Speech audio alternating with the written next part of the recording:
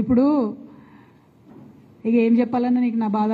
నేనేమంటున్నా అంటే అనుచితమైనటువంటి వ్యాఖ్యలు ఒక ఇంటి ఆడబిడ్డగా నా మీద చేస్తే యావత్ తెలంగాణ బాధపడి అనేక మంది ఎక్కడికక్కడ డైరెక్ట్గా రియాక్ట్ అయినారు.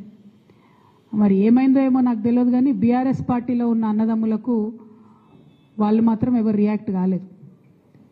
ఎందుకు కాలేదు అన్నటువంటి విషయం ఒకటి ఆలోచించాలి. రెండు, మీ అందరికీ తెలుసు నేను ఎప్పుడు కూడా నిర్దిష్టమైన సమాచారం లేకుండా మాట్లాడను. ఇవాళ నేను చాలా నిర్దిష్టమైన సమాచారంతో చెప్తున్నా. ఆ వ్యాఖ్యల వెనుక ఒక బీఆర్ఎస్ పెద్ద నాయకుడి హస్తం ఉన్నది. అందుకనే బీఆర్ఎస్ పార్టీ నాయకులు ఎవరు కూడా రియాక్ట్ కాలేదని చెప్పి నేను బలంగా నమ్ముతా ఉన్నాను.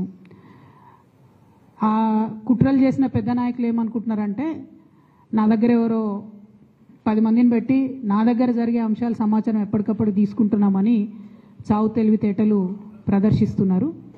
కానీ ఆ బాగా పెద్దగా ఉన్న నాయకుడికి అర్థం కావాల్సింది ఏంటంటే అక్కడేం జరుగుతుందో కూడా నాకు సమాచారం వస్తూనే ఉంటుంది.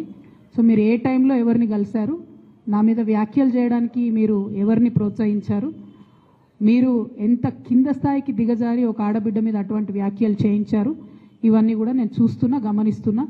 నేను బలంగా కర్మ సిద్ధాంతాన్ని నమ్ముతున్నా. నేను మళ్ళీ చెప్తున్నా, ఇవాళ మీరు నన్ను ఒంటరి చేసి ఏదో చేయాలని అనుకోవచ్చు, నా మీద ఇటువంటి వ్యాఖ్యలు చేపించి శునకానందం పొందొచ్చు టెంపరీగా, కానీ దేవుడు అనేవాడు ఉన్నాడు. ఖచ్చితంగా అది మీకు తిరిగి కొట్టే సమయం వస్తుంది. ఒకటి.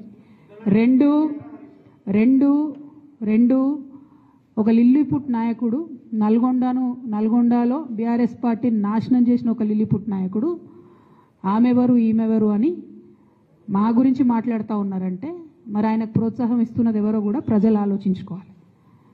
ఇవాళ నల్గొండ జిల్లాలో ఒక సీటు కూడా రాలే. ఆయన సీటు సావు తప్పి కన్నులొట్టవైన చందంగా చివరి నిమిషంలో అనుకోకుండా గెలిచినటువంటి సీటు. ఎన్నడూ ప్రజా ఉద్యమాలు చేయలే.